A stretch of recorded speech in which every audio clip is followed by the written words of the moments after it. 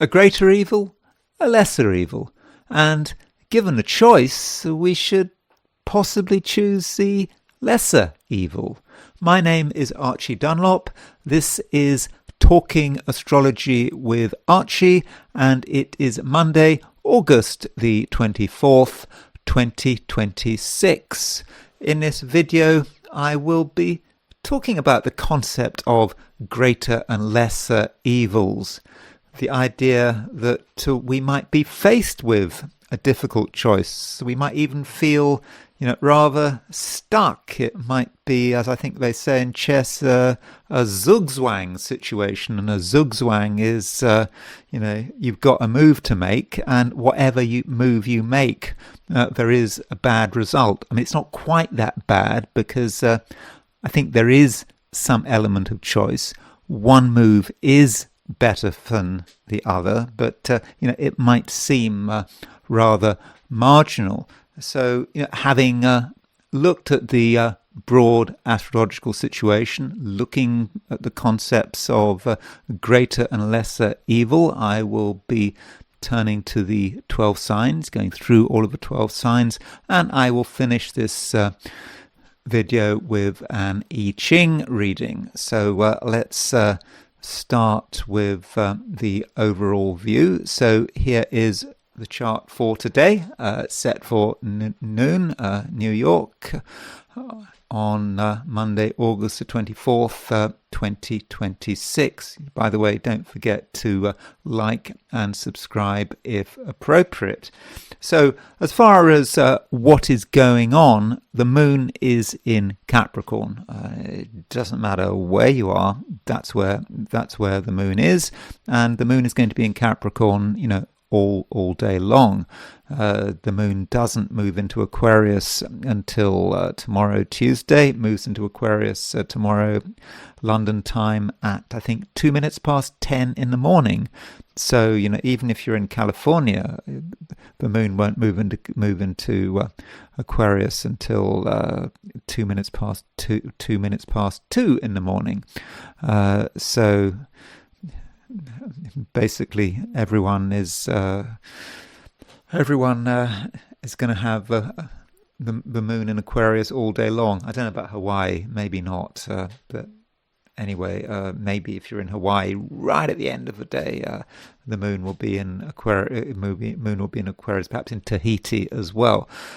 So, moon in Capricorn is void. It's made its last aspect before leaving the sign. At least for most of the day, it will be void. And so, when the moon has made that last aspect, you just may feel that not a lot is going on. So, if you look at the lunar aspects, it makes a square to Saturn, really quite early in the day. Then it moves on, makes a square to Venus, and after that, it's made its last aspect, its last major aspect to a traditional planet before leaving the sign. So this moon in Capricorn, it is in an earth sign.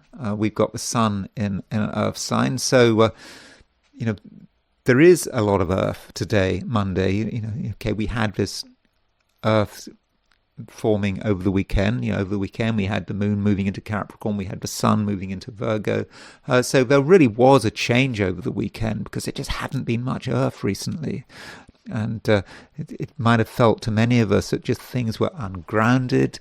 People were saying really bizarre things which didn't make much sense, particularly people who should know better, people like maybe politicians and local officials, and it just didn't make any sense because there was a lack of grounding, and there seemed to be no real logic to it, certainly no material logic. And now that the sun and the moon are in earth signs, perhaps things seem to be more straightforward. And if we've been trying to get something together, we might have felt that finally we knew what was going on. Finally, we could relate to our material environment. And so that's the moon. Now, the moon does form a kind of a T-square. And so this T-square involves Venus and Saturn.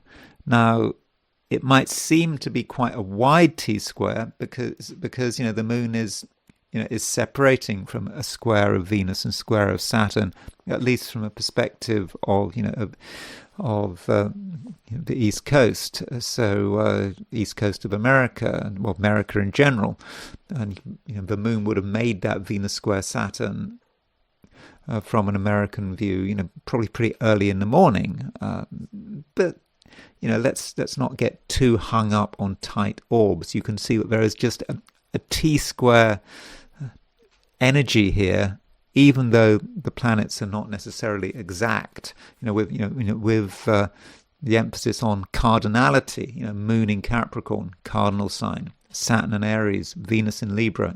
Both of those, all of those planets in cardinal signs, and I think that energy is important, and it's quite a tough energy.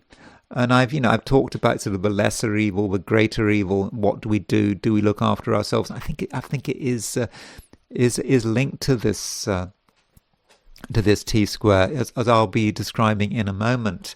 Now, as far as Australia and New Zealand are concerned, so here at noon New York time, you've got the moon at 21 degrees 23 Capricorn. If we set that chart for Sydney, Australia at noon, the moon is much earlier. It's at 14 degrees Capricorn. So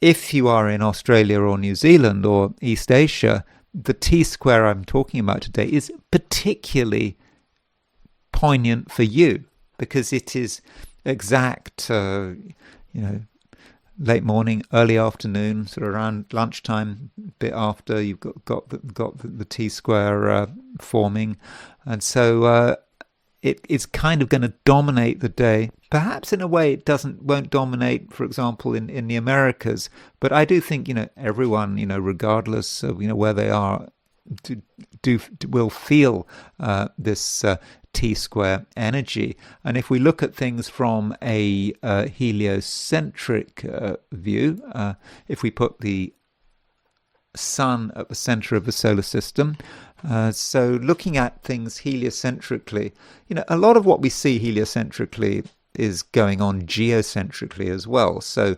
geocentrically, Jupiter is moving towards a trine of Saturn. Heliocentrically, likewise, there's Jupiter heliocentrically 9 degrees Leo, applying to that trine of Saturn. This trine between Jupiter and Saturn is really important, I think. It should be a positive. I keep saying this. It should be a positive. It should be about getting things together. The rulers of time making this fortunate aspect, in fire signs. And it's just a time when we'd expect a little bit of stability and perhaps a little bit of responsibility as well. But maybe this time round we're not going to get it. I mean, usually you'd expect things to come together, but that's something I'm going to have to talk about more very soon. And other trines, Mars is at 6 degrees Gemini, and Mars is separating from a trine to Pluto, and Mars is also making a sextile to Jupiter. So that does create some action. And in fact, Mars is kind of linked with the Jupiter Saturn trine. So there's a Jupiter Saturn trine, and in I don't know, that would be in a few days' time. Mars is going to be making an exact sextile to Jupiter, an exact sextile to Saturn, and so having Mars, Jupiter, and Saturn together in this trine sextile relationship, in a sort of almost like a fan. There it is, Jupiter. I mean, Pluto is not really involved because Jupiter and Saturn have moved on.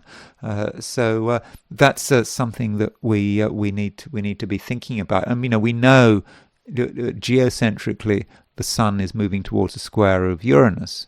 Heliocentrically, the Earth is moving towards a square of Uranus, and the heliocentric square between Earth and Uranus is going to happen, probably I think tomorrow. The square between the Sun and Uranus geocentrically won't happen for 5 days or so, but there is a lot of Uranus energy here, and we mustn't forget that the partial eclipse of a moon on Friday is really going to affect Uranus in a big way. That eclipse is at 4 or 5 degrees Pisces, and so perhaps that's something that we need to be preparing for. And so now I just want to spend a bit of time on the T-square and try to explain why it might be a bit difficult. And when I talk about sort of lesser and greater evils, am I exaggerating? Turning to the T-square. So there's this Venus-Saturn opposition, and I have been talking about it. Venus-Saturn opposition potentially is quite tough. You think about Venus as being a sort of a pleasant planet in Libra, maybe, but it is opposition Saturn, and that might say something about relationships, how people get on with each other, and also about people perhaps looking after their own interests. Now, if you look at Eberton's combination of stellar influences, and you see what he says, it says about Virgo, and particularly what he says about Venus and Saturn. I mean, Eberton says about Venus and Saturn, but he does connect it with transactionality, that it's about looking after your own interests, even in a supposedly close relationship. You always keep an eye on yourself with Venus opposition Saturn, and you might argue the same with Virgo. And I'm not being personal to anyone with Sun in Virgo, not really. I'm just talking about perhaps Sun in Virgo at its most difficult, at its most problematic. But we've just got Sun moving into Virgo, at a time when Venus is opposition Saturn. And I think when you put that together, I think you do get a transactional feel, and a certain inability to just relax, give and take, just for example, enjoy another person's company, because there's just always some other interest going on. What is someone's ulterior motive? And with Venus opposition Saturn, there can be some harshness, and we have to think perhaps about the greater good, perhaps our good, and we might mix up our good with the greater good. That is always possible. And then we've got the moon in Capricorn. Moon in Capricorn, we have another significator of potential selfishness and being transactional. Now, I'm not saying, by the way, that Sun in Virgo is selfish, because there is a completely different view of the Sun in Virgo. You can see the Sun in Virgo as being a service-orientated sign. I mean, that is quite a fundamental description of Virgo, looking after other people. And so there is definitely a positive side to that, but one has to kind of bring everything together. Sun in Virgo, Venus opposition Saturn, Moon in Capricorn, and try to work out what it is all about. And it can be about choices, feeling that something has to be done. And to begin with, Venus opposition Saturn, it might seem that nothing can be done. I mentioned at the beginning of this video, right at the beginning, is the concept in chess of Zugzwang, when you can't make a good move, when you're stuck. But then perhaps you think again, and maybe there is a good move, and that good move, whatever you have to do, whatever it you have to move to reduce your chances of losing, increase your chances of winning, or if you're in a bad position, getting a draw. So that's what you've got to do. And so it's not nice to have a sense of self-interest. You might even talk about lesser evil and the greater evil, and then you throw moon in Capricorn in there, and moon in Capricorn is a planet which it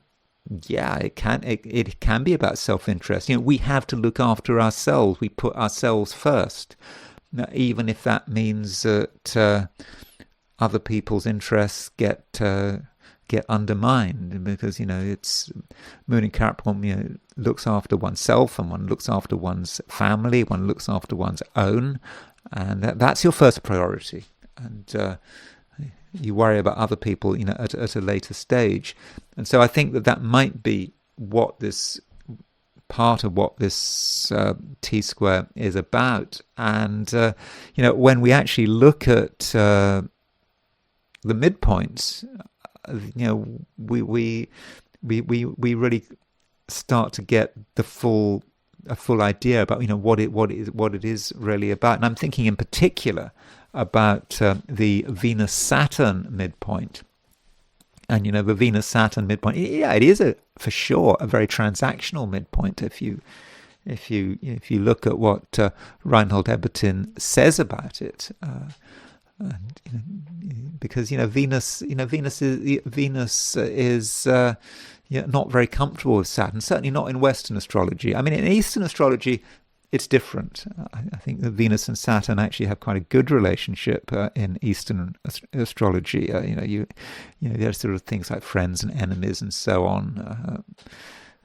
But I don't want to sort of get into that. But in Western astrology, there is this problem that Venus and Saturn just seem to be kind of rather sort of incompatible with one another. So turning to the 90-degree dial. So let's set this up. Here's a 90-degree dial, and that's not the 90-degree dial. Sorry, let me just try again. That's the 90-degree dial. So here is Venus and Saturn.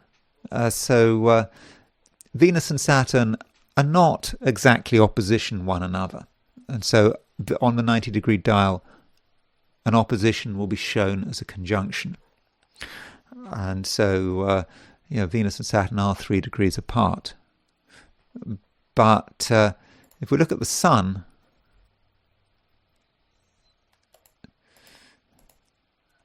the Sun just gone into Virgo. You'll see that the Sun is actually on the Sun is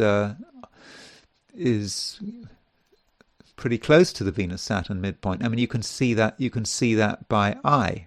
So there's the Sun. So in other words, the Sun is making a semi-square or a sesquiquadrate to the Venus-Saturn midpoint, and so that says something about how the Sun is operating, and so it just says something about the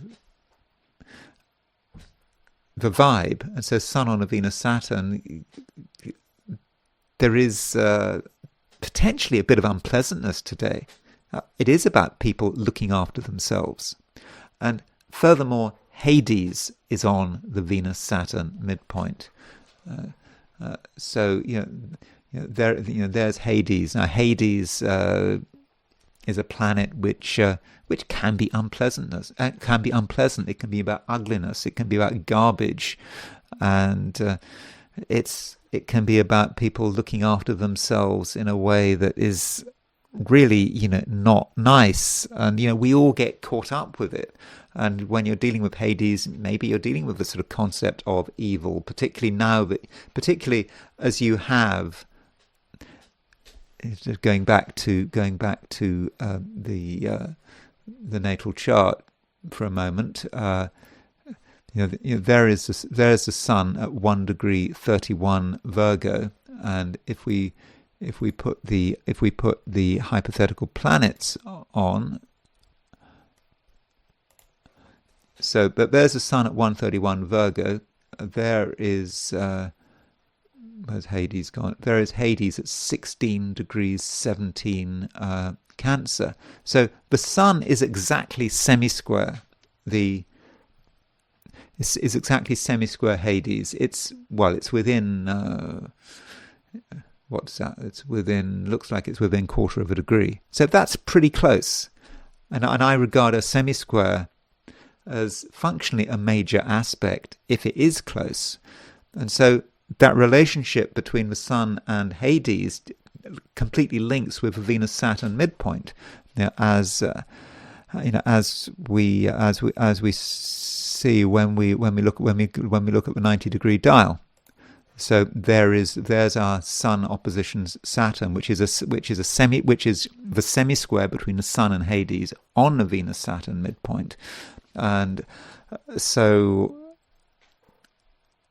what do we do in the face of that unpleasantness? We know which we are perhaps a part of, and Venus opposition Saturn is about looking after ourselves, and so we kind of have to do something. And some of us might just be in a position where we have a choice. We can perhaps give in to the greater evil. There is this darkness around us. It is really quite grim and unpleasant, and people are looking after themselves.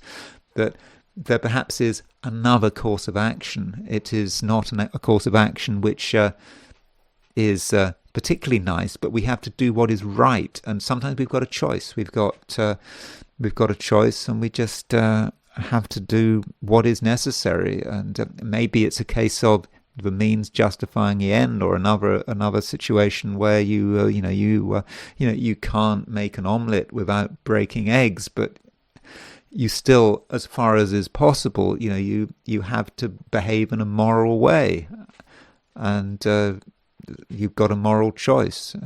Of course, you've also got to behave in a legal way. You've got to try and do the right thing in a situation where it is really difficult to do the right thing. And now I want to turn to the 12 signs. So let's go back to the 12 signs, regular charts. So these are my forecasts for the 12 signs for today, which is Monday, August the 24th, 2026.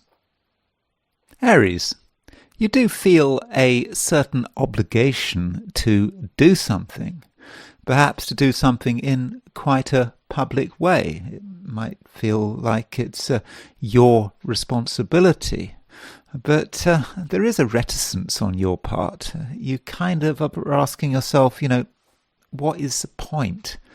Maybe there are better things that you could be doing, and you may not actually, take too kindly to, outside pressure.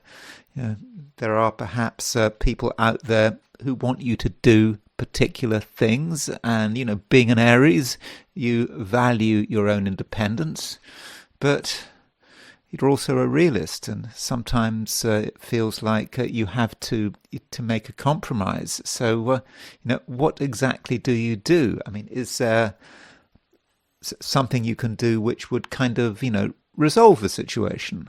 And the answer might seem as if it's no, there is no answer.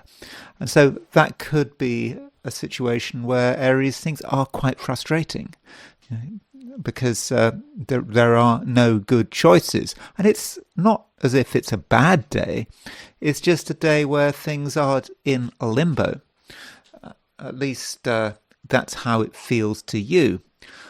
On the other hand, if you just remember who you are, then it might not be so bad, and it might just be a question of perception. And just because there is outside pressure, it doesn't necessarily mean that you have to give into it. Perhaps you can challenge it and even argue with it. make your position clear. But somehow, Aries, you may not feel you want to make your position clear. But once you do take the initiative, not like in a grand kind of way, but once you make it clear what exactly your position is, even if you don't feel comfortable about it, then I think that you will start to gain traction. And maybe that's what you're trying to do today: gain traction, doing something to actually interact with the environment, this environment which seems to be pushing you in a particular direction. And so it could be about holding firm. And you perhaps have your doubts, how are other people going to respond? But in the end, Aries, there could be just a feeling of relief. Finally things just work out, and it may not be particularly dramatic. You keep acting in a sort of quiet kind of way. You hold to what you believe in, and then in the end, I do think that things will start moving for you, and you'll start to realize that perhaps you've been sort of worrying about nothing, and that what you thought was going to be a huge drama may really be nothing at all. And as far as some of the specifics are concerned, we do have a square aspect between the Moon and Saturn. Now this Moon-Saturn square, particularly strong, at the beginning of the day, or if you're in Australia or New Zealand. But you still have Moon in Capricorn and Saturn in Aries. Moon is going to be in Capricorn all day long, wherever you are. And so Moon-Saturn square is that lack of comfort, especially as it's involved with Venus, Moon making a square to Venus. And so, how do you actually deal with that? I've talked about this Venus and Saturn, because really you've got a T-square here. You've got Venus in Libra, your opposite sign. You've got Saturn in Aries, which is your sign. So you've got this opposition across the main horizontal in your chart, and then you've got the Moon kind of triggering it again. Maybe you thought this Venus-Saturn opposition was starting to weaken, but then kind of the Moon brings it back into focus. So what that means is that there's something that needs to be addressed. And of course it is Monday, so perhaps over the weekend you thought that something was just resolving itself, and then you hit Monday, and then there are other things going on, there are other pressures, and for one reason or another you might not feel that you particularly want to assert yourself. But when you do start asserting yourself, things do start to move, and you can, in the end, Aries, get a glimpse of your own freedom. And this is a time, Aries, when freedom does matter. And freedom isn't just about doing crazy stuff. It's actually about marking out your space, where it is you feel comfortable, where you feel secure, where you can, in fact, do largely what you want without drawing any adverse publicity to yourself, without people questioning you, without people raising doubts about your motivations. No. You can find that freedom, and there just can be a moment today when suddenly the chains fall away, or when you realize that it was all a fuss about nothing. Taurus. Venus is still making an opposition to Saturn, and this aspect is something that I've been discussing over the last week, I think, and it is a serious event. Venus is your ruler, and Saturn has been has been causing problems. So with Venus opposition Saturn, it felt that you could do something, that you'd like to do something, but there was just some kind of block. And as I have been saying over the last few days, that block may have absolutely nothing to do with anyone else, nothing to do with the world in which you operate, the outside world in which you operate, but just more to do with your own psychology. I mean, we all have these blocks. It's nothing personal. I've got my rising sign in Taurus, so Venus opposition Saturn. I don't know how so far you have been experiencing Venus opposition Saturn, but it's been a little bit grueling, I think. I don't know about my own psychology.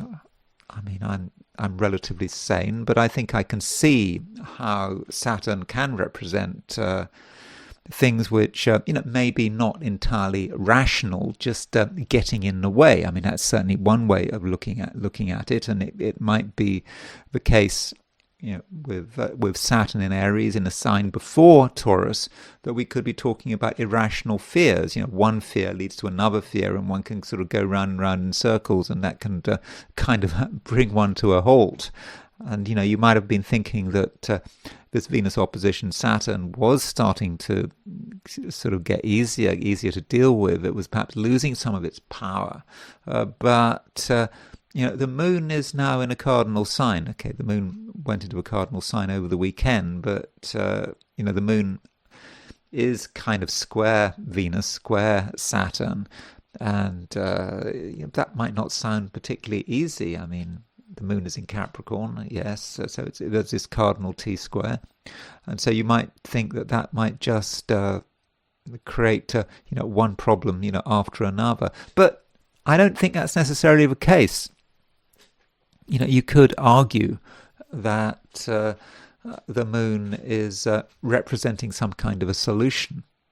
So if you do feel that you are in some way stuck, or that you've been trying to get things together, you've been trying to organize things, you've been trying to create arrangements, you might even have been trying to make some changes to your daily routine, perhaps relating to health or diet. You've been trying to sort it all out, but things just haven't entirely worked out, and you might have felt that, what can you do? Well, the moon in Capricorn might actually be providing you with an answer, and it's a very straightforward answer, and the answer just might be to just get a different view. It's about looking at things from a broader perspective, seeing your position from a sort of a bird's eye view.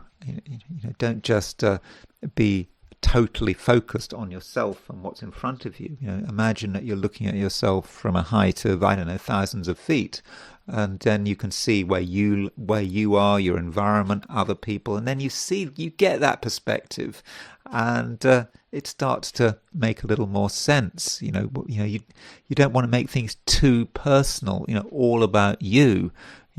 Everyone has their own difficulties, and whatever you're going through, it's no more or less problematic than anyone else. And by giving yourself perhaps a philosophical or a religious perspective, spiritual perspective, however you want to see it, then you start to see that perhaps what you have been worrying about just isn't such a big deal. And it might well be the case that some action of a spiritual nature, like, I don't know, meditation or prayer, something like that, just could make a huge amount of difference. It would just kind of center you. And the moon is in Capricorn, and Capricorn being an earth sign, and I know that Capricorn can have a rather bad reputation for being just too materialistic and so forth, but we have to remember we're talking about the Taurian chart, and so I think that if you can start to think about the wider, the broader perspective, and not sort of tie yourself up in not tie yourself up in knots. I think that things just is just going to be a lot easier, and also don't forget your own capacity for self-elevation, and self-elevation is about thinking about your conscious mind, and where your mind is going. Okay, perhaps your mind is a little bit obsessed with particular issues, particular concerns, and it might be finding it difficult to snap out of it, but you can, and there may be sort of moments of inspiration, because you are pretty inspirational at the moment. You really are, Taurus, and with this inspiration, it comes the moment and the realization that you're absolutely not helpless. There are absolutely, certainly things that you can do. You don't have to always be worrying about what your own mind or your feelings are telling you. These are sort of issues that may not be particularly well articulated and perhaps always waiting for something. No, you can actually strike out and make it clear who you are, what you stand for, and what you believe in, and then things will start to they'll start to make sense. And additionally, when we're talking about Venus opposition Saturn, maybe you've been wrestling with what that Venus-Saturn actually means, and you might have regarded Saturn as being an external force. But that Saturn could actually be something very personal. Something that kind of belongs to you, and you have to perhaps make a choice. You have to look at the situation as it is, and decide what is the best approach. Now, you might take the view that you're stuck between a rock and a hard place. Whatever you do, it might in some way be I don't know, maybe even immoral. Someone might get hurt. You have to make a decision one way or another. But the moon is in Capricorn, and with moon in Capricorn, there is a sense of self-interest there. And why is your interest of less value than, say, another person's interest? And if you put your own interest first, that doesn't necessarily mean that other people are going to suffer, but you can't completely stay still, and perhaps you have to make a decision here. You decide that you are actually going to move in one direction or another. It's not perfect. In the process you might be treading on people's toes, but sometimes it really can't be helped. And at the same time, I don't think that you should completely regard other people as an irritation. Other people could be irritating. After all, Venus is opposition Saturn. Other people can be inspiring. If you give them a chance. See what they've got to say. Maybe there is something going on, but that could be really interesting. It could even be exciting. If you find out if you do find out, ask questions, and it might be that the right kind of person in your life can actually be elevating and can be inspiring. You are yourself, I think, quite inspiring in your own way, and I think that you can sort of share this inspiration, and it might be someone else's realization becomes your realization. So overall, Taurus, it's a day that doesn't necessarily start on a particularly easy footing, but if you make an effort to work with the material in front of you to elevate yourself, then I think that sooner or later you are going to start making progress, and you'll get the right view, and you'll start to see that things that appeared problematic aren't really a problem at all. Gemini. There's a biquintile today. Biquintile between Mercury and Neptune. So Mercury is your ruler, of course. Mercury is now at sort of a 28 degrees Leo, getting ready to leave Leo, and it's also on Regulus, because Regulus is that fixed star, currently at 0 degrees Virgo, and so Mercury is less than 2 degrees from Regulus, and Mercury is making that biquintile. Now, so the biquintile is about the kind of impression you are trying to make. I say trying to make. It's you making an effort.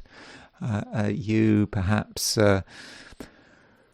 wanting to, in some way, move beyond the current situation, whatever that current situation is. Perhaps looking for some depth or some sort of spirituality and meaning. That's absolutely reasonable to be looking for meaning. Particularly if you're a Gemini. I mean, Geminis can have a problem with meaning. Geminis can just reduce things to their component parts and just come up with the view there's just nothing here. It's all nothing. What is there? What was that film, sort of Altered States, wasn't it? I think there was a line in Altered States. I know that was a film sort of late 70s, early 80s.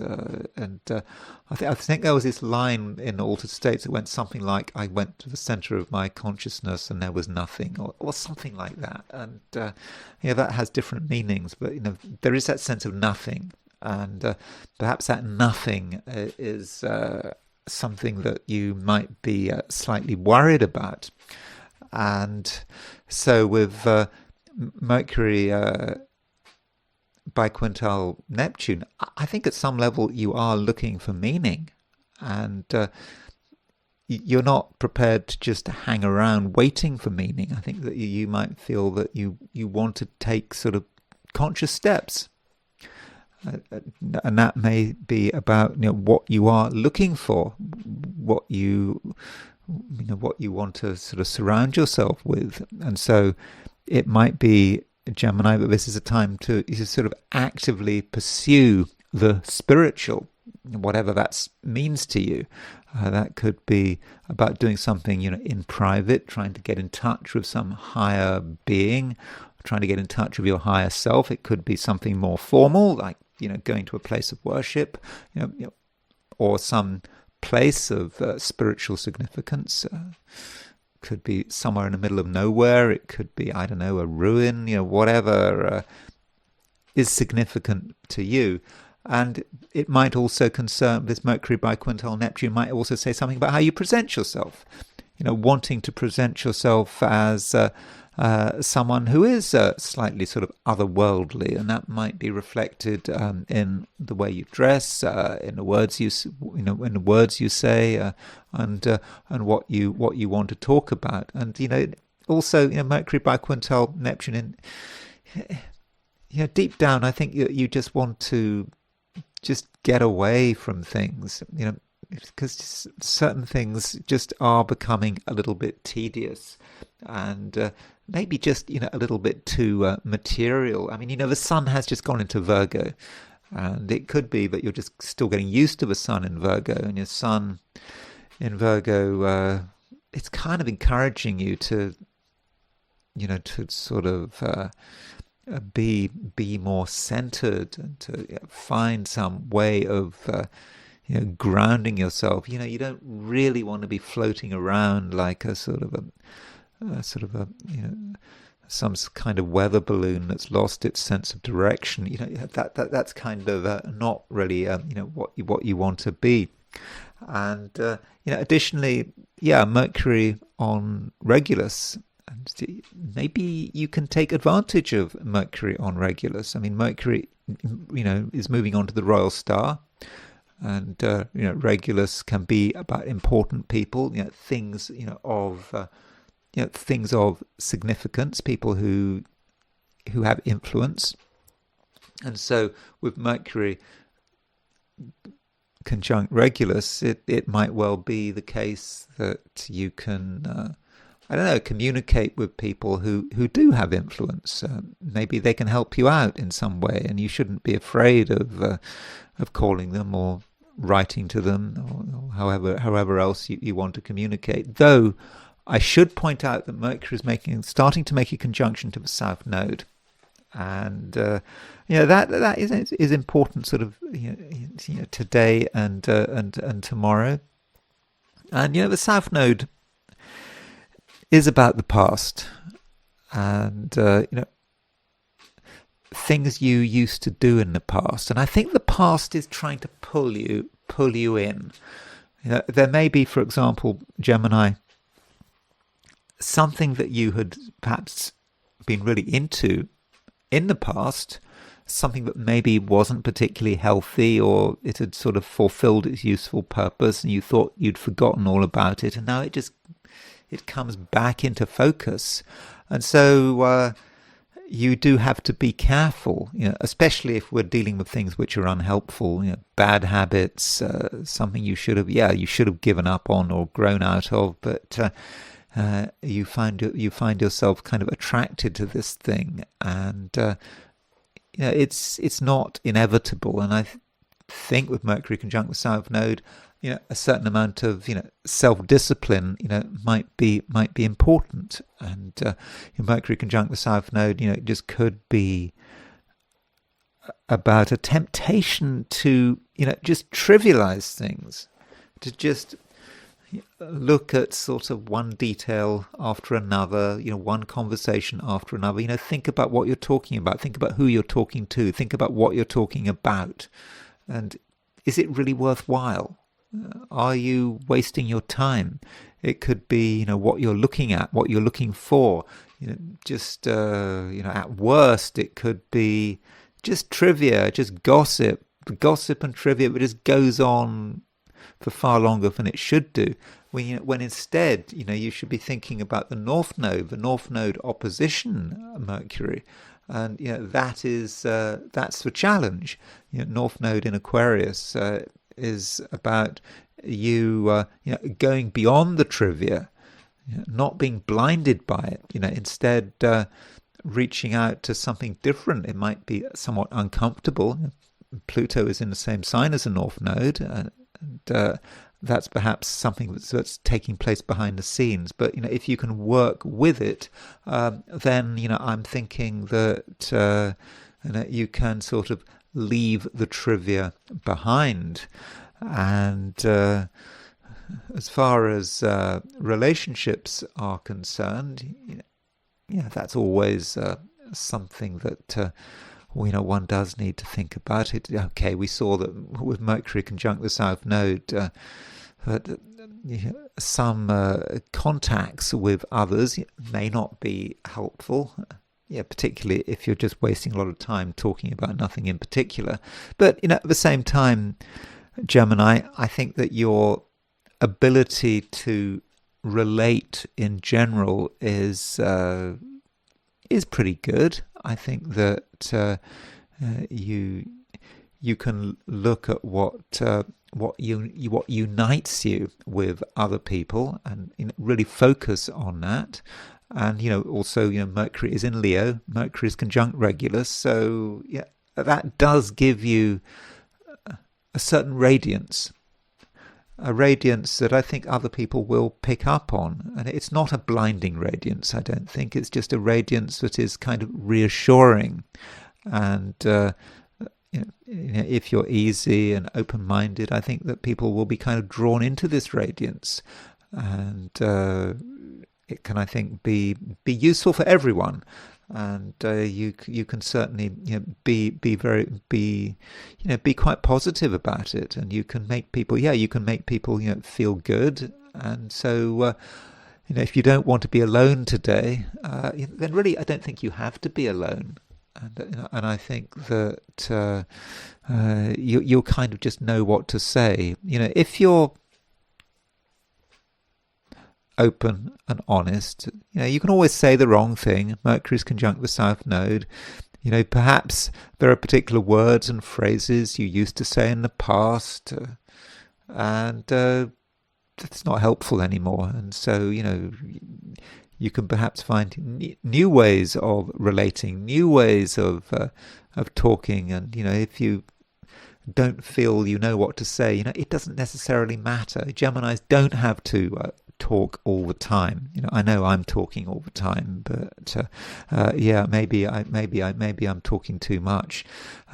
But anyway, you get the picture, Gemini. I think that it's a time when things can move, and don't forget your own spirituality. Don't forget your desire to be part of something else, with that Mercury by quintile Neptune. But being part of something else doesn't mean you have to abandon your individuality. Far from it. I think your individuality is really very strong at the moment.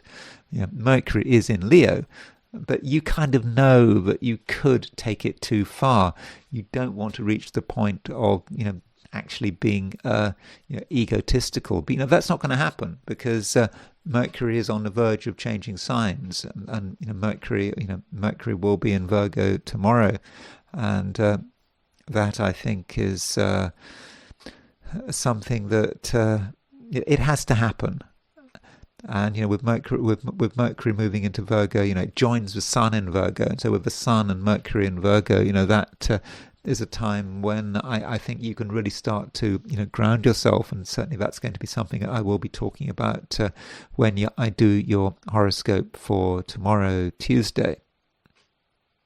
Cancer. The moon is in Taurus all day long, and moon in Taurus it's not in Taurus all day long. It's in Capricorn all day long. My apologies. So yeah, moon in Capricorn all day long. So moon in Capricorn kind of means it's more of the same. And, moon in Capricorn can be about the other, being just aware that other people are there. Other people, I'm afraid, can't necessarily be ignored, even if they're not having much of an impact. They're just there. You just know they're there. Even if they are not in your physical presence, even if they're miles away, they're still there. And that's just a reality that you basically have to accept. I don't think you necessarily want to accept it. And having to just take into account other people's needs and sort of anticipate what they might want, even if they never actually do anything. It's just where you are at the moment. And the moon in Capricorn does make square aspects to Venus and Saturn. In fact, there's a T-square with the moon on the T, and so we've talked about Venus opposition Saturn, and with Venus opposition Saturn, it might well say something about how you negotiate the way forward.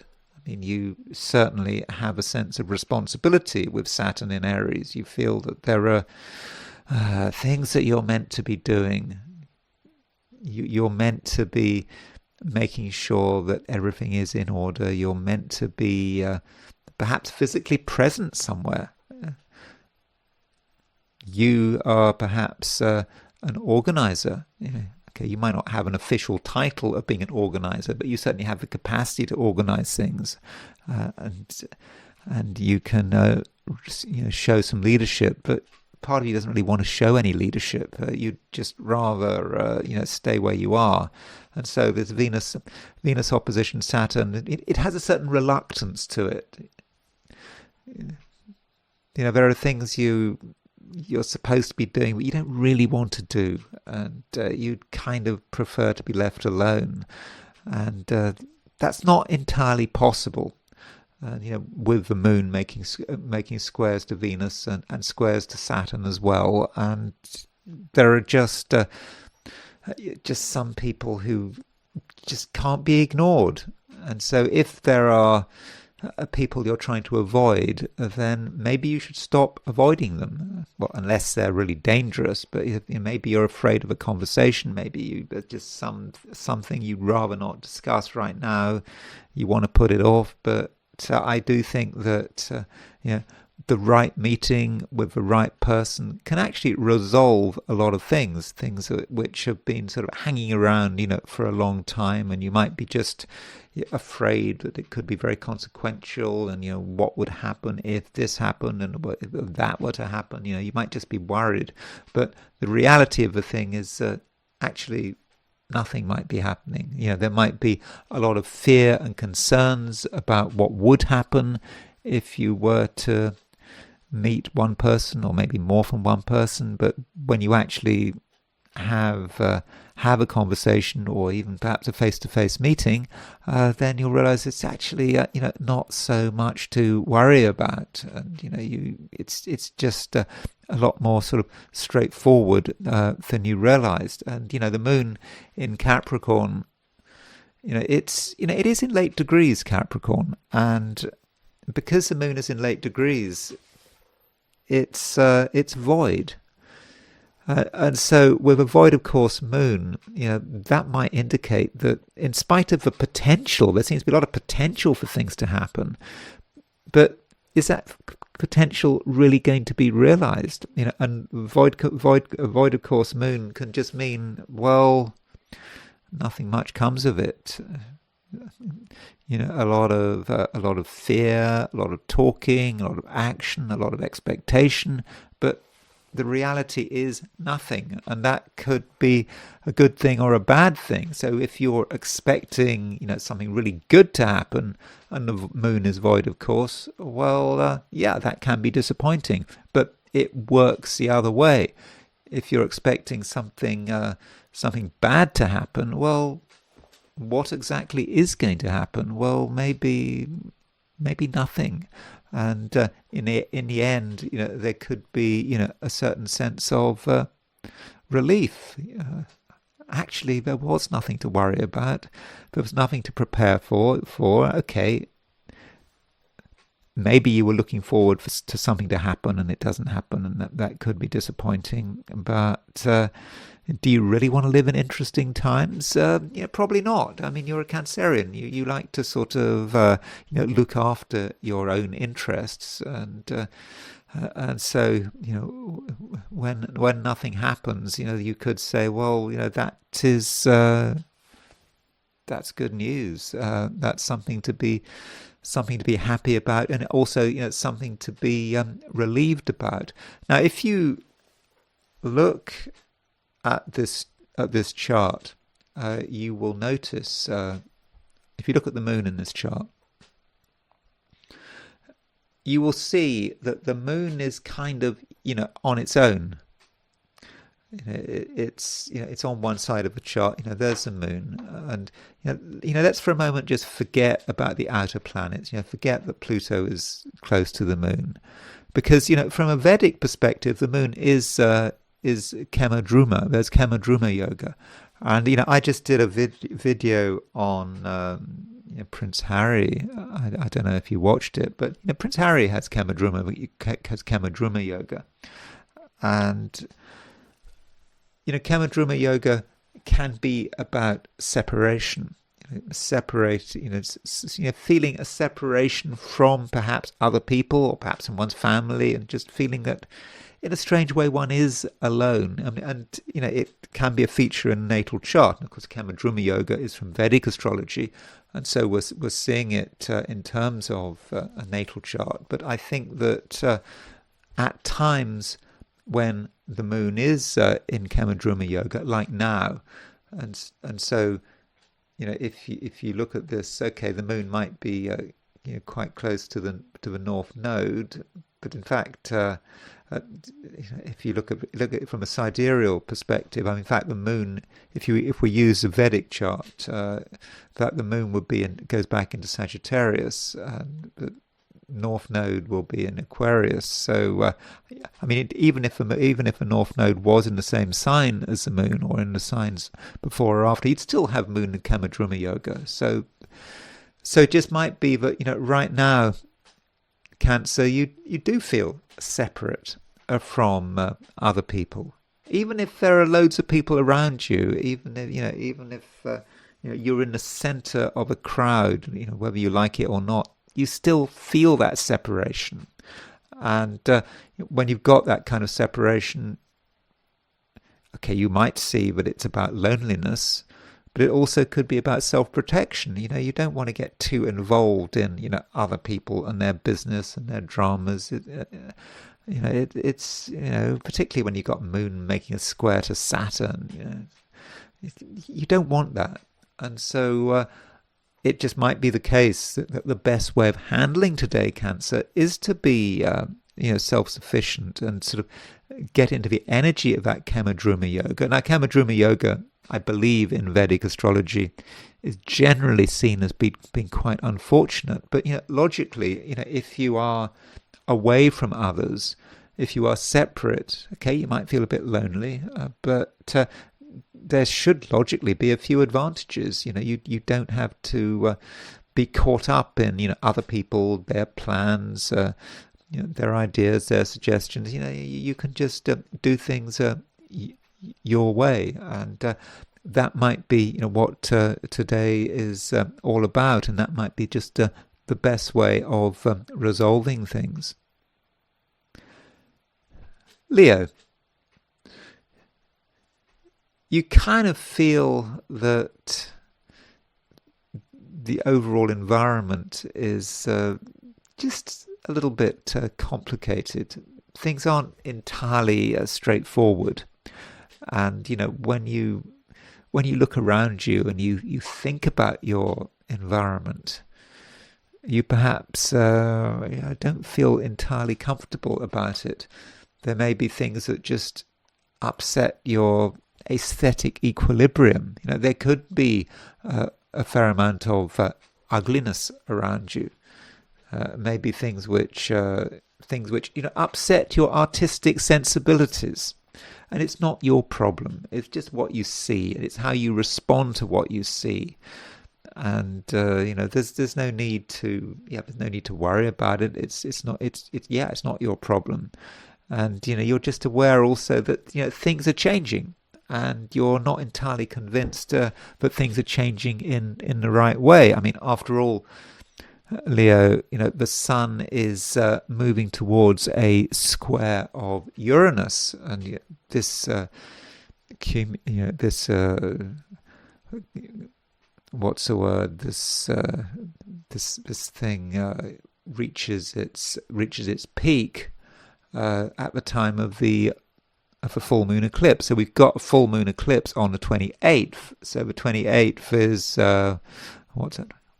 Yeah, it's a Friday, isn't it? Of the 28th. So full moon eclipse, even though it's 4 or 5 days away, is actually having an impact already.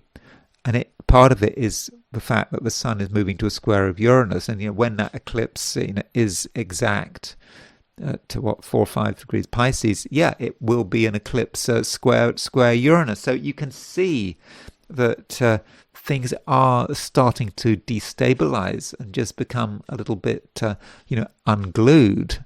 And it's not anything to do with you, really. It's not like your personal issue, something you have to be worried about, something you have got to fix.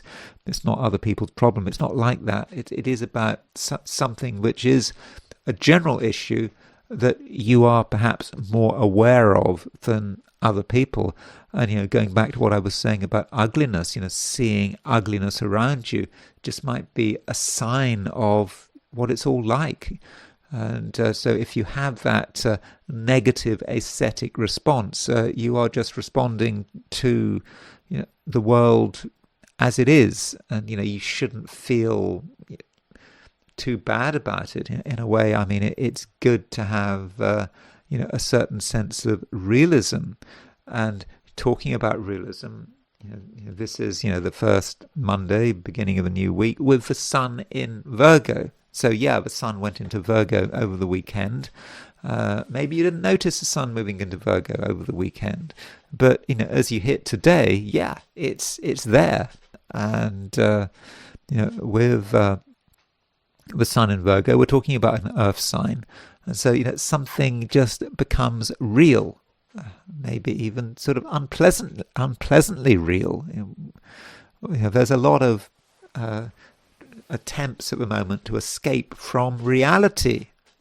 It seems to be very common. There's a lot of attempts. There's a lot of attempts at magical thinking, isn't there, at the moment? You think if you want something to happen, it will happen. That's what people think, and really, it's crazy. And with the sun in Virgo, Leo, you perhaps realize that some things are as they are, and it can't really be changed.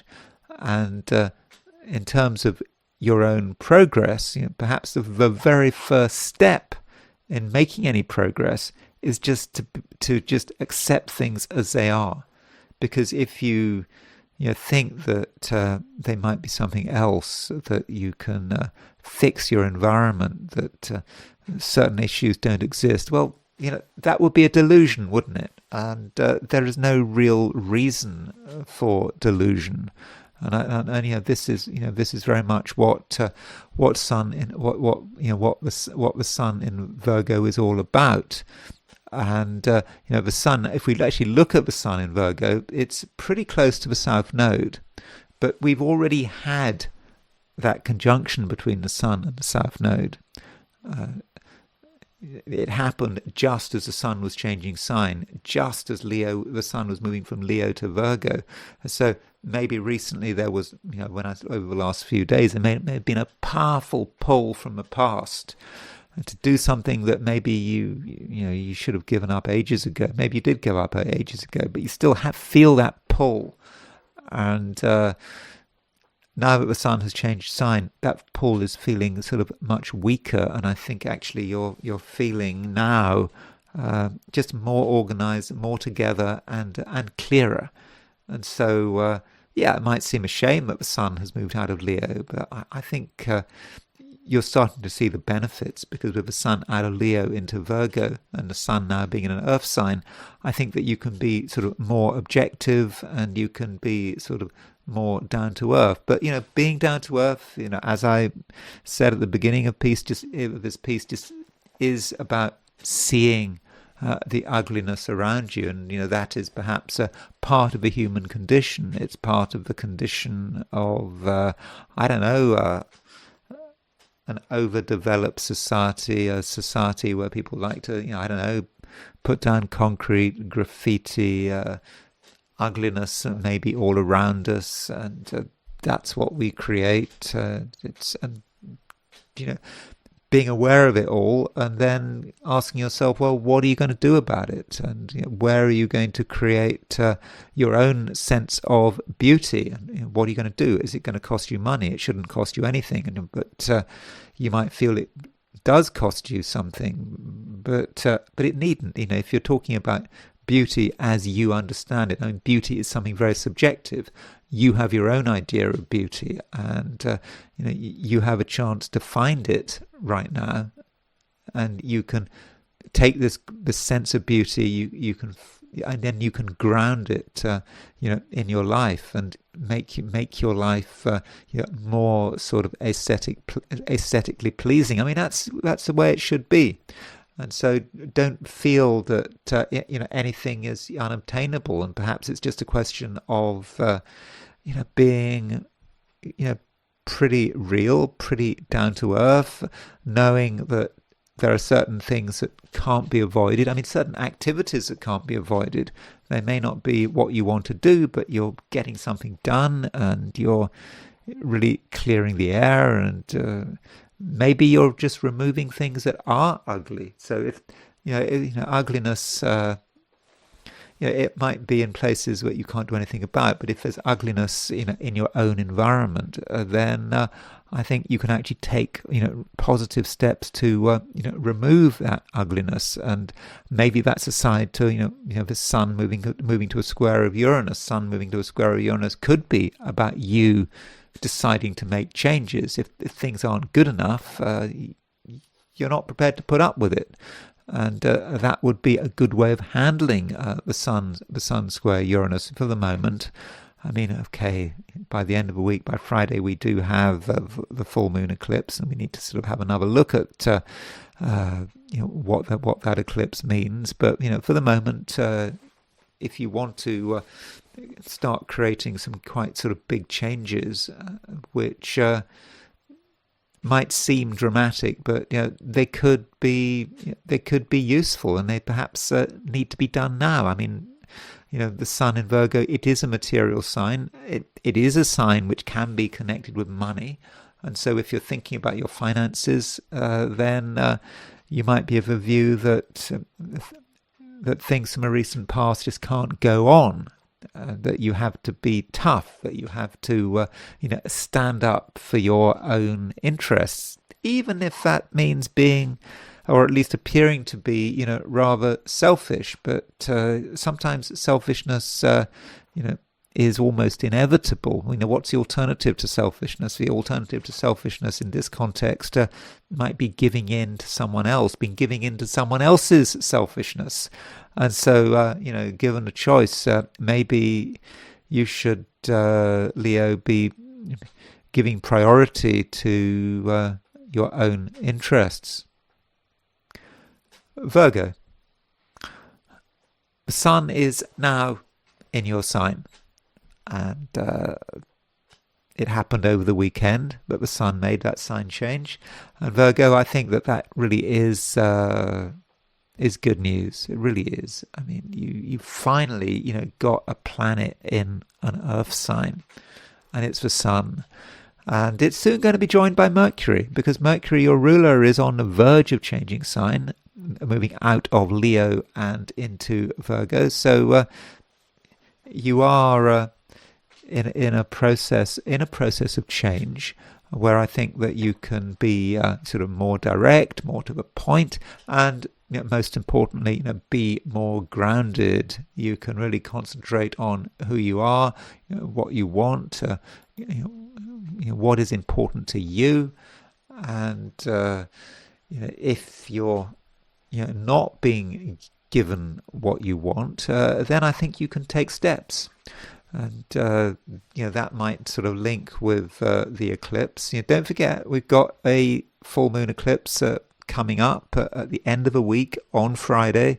That full moon eclipse is 4 degrees, 5 degrees Pisces. So you've got the Sun opposition Sun in Virgo, opposition the moon in Pisces, and it's also linked up with Uranus. And so that this Uranus does matter. And the Sun is applying to an opposition to a square of Mercury. And I don't know, let me say it again. The Sun is applying to a square of Uranus. And so with the Sun applying to a square of Uranus, it's getting closer. And that is about you being an individual. That is about you being quite unique. And it's often said that Virgo is a service sign. I think people might exaggerate that. This idea that Virgoans are always at the service of other people. Mother Teresa was a Virgo. She was into that service concept. Of course, the concept, the Mother Teresa story is quite complex, and it's not as cut and dry as some people think. But for many people, she is the sort of ideal of service, giving one's life to help the poor and whatever. And that is an image of Virgo, but it's certainly not the only image of Virgo. And you are able to stand up and be an individual. And even though if you read the books, they say, well, Virgo, that's not necessarily what Virgos do, but of course it's what Virgos can do, especially now that Uranus is in Gemini. So, over the week, Virgo, it is a time to think about, what is important to you, and think about your unique approach. And it might short term be easiest to just follow the crowd, to do what you're told, not do anything to rock the boat. Yeah, it might be easiest, but you have to think about your own integrity. And if you can think about what is the right thing to do, not in terms of other people, but actually in terms of yourself, then I think that you'll do it, and you can really stand out as someone who is special, who is an individual, and in the end, by doing that, everyone else will benefit, although it just might not seem like that at the moment. And so, resist the pressure to conform. I think that in the end, I don't think there's any benefit in conforming, particularly if you feel that you're conforming reluctantly. It's just best to be open and honest about who you are, and it just actually makes things easier.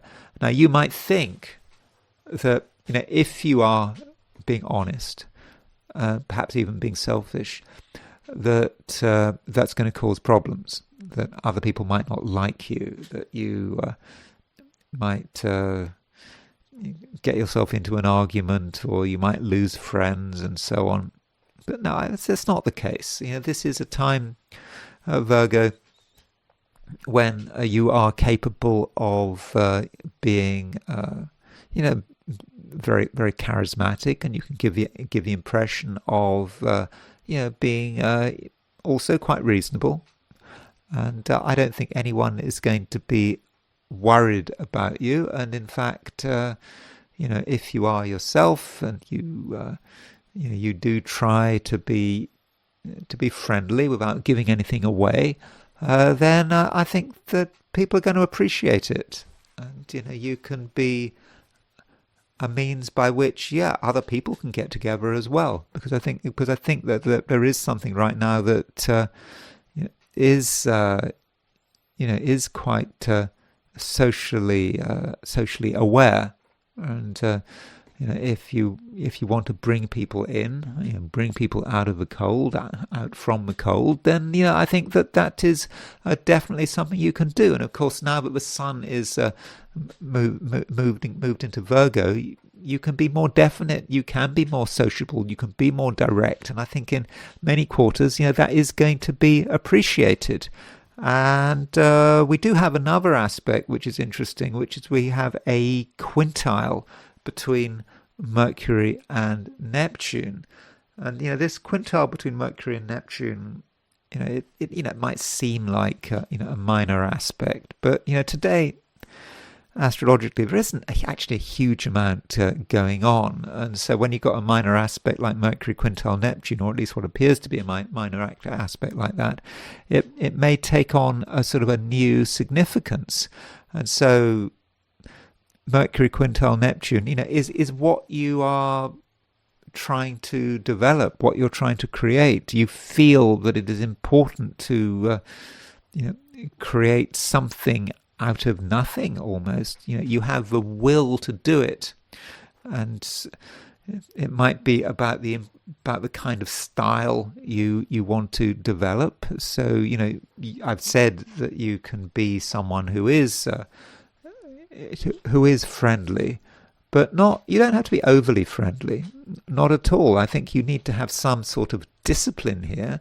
I mean, we do have Venus opposition Saturn, and so we know with Venus opposition Saturn, it does pay to come over as being quite serious, being quite disciplined, giving impression that you're running a tight ship, that you're not going to say more than you have to, but you're not going to emote unnecessarily. So you do all that, and it is appreciated, and it actually helps you socially Because I think at some level, everyone is looking for, a bit of discipline, a bit of control. They don't want sloppy thinking. They don't want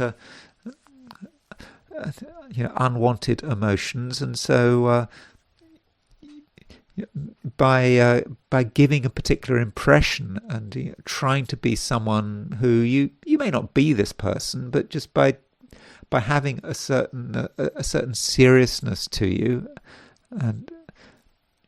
and just perhaps feeling that you may not be being entirely genuine. I mean, that is one of the things about Mercury quintile Neptune, because you're trying to pretend, you're trying to perhaps take on a bit of a disguise, but you're doing it for a good reason.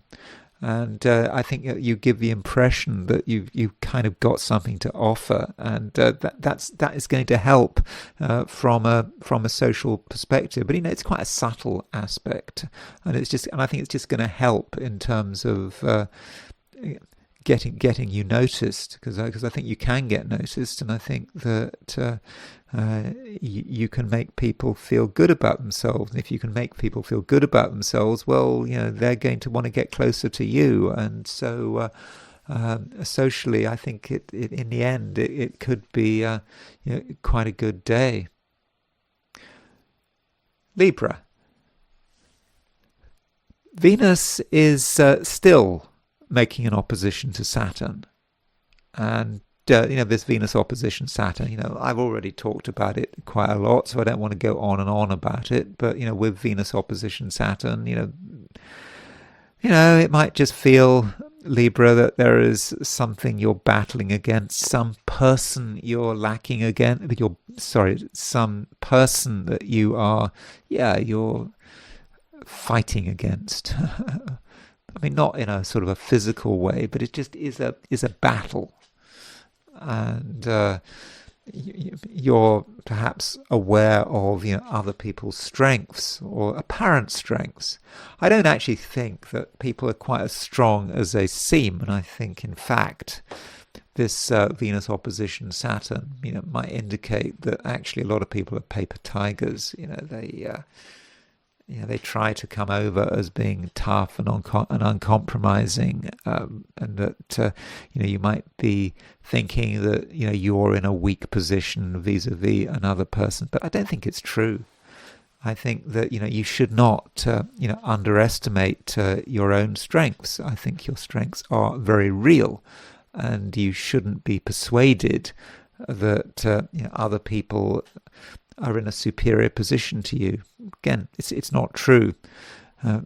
But you might still find, Libra, that certain people are unhelpful if you spend time with them, too much time with them. It just might get you down, and it might reduce your capacity to do anything positive.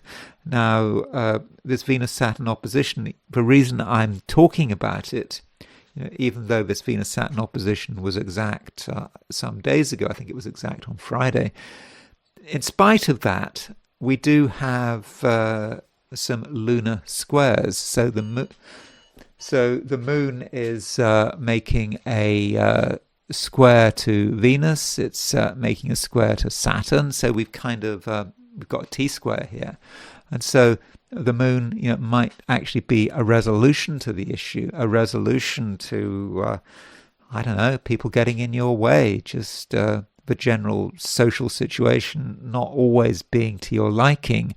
And so, the moon may be just about you just being quite sensible and making it clear, what's important to you, where you want to be, what you want to be doing, what you don't want to be doing, and if necessary, just sticking to home turf.